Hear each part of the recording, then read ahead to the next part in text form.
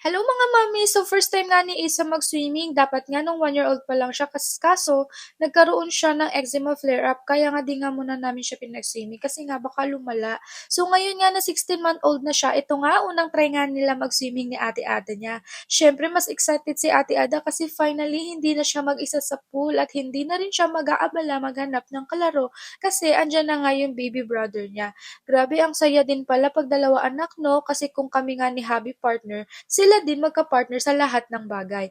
Kitang-kita ko nga na nag-e-enjoy na si Baby Isa at si Ate Ada. Sana nga paglaki ni Isa, marunong din siyang mag-swimming katulad ng Ate Ada niya. Ito nga, first family picture namin sa swimming pool. Kaya ayan, buwis buhay talaga yung phone ko dyan. Grabe, nakakatakot at nakakakaba baka malaglag. So ayan, nag-check out na nga ako ng mini tripod para next time yun na yung gagamitin ko.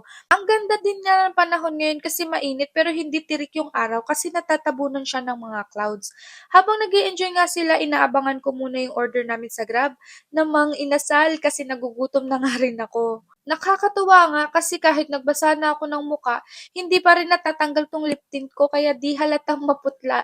Ayan, flex-flex na nga lang din ang skin. Grabe ka talaga, Bakuchiyol. Ayan nga, naglap muna si daddy at ang tagal na nga niyang gustong masolo tong lap pool. Habang kami nga ay inuubos na lang yung oras at aahon na din kasi ayoko din naman lamigin sila at baka nga magkasakit pa.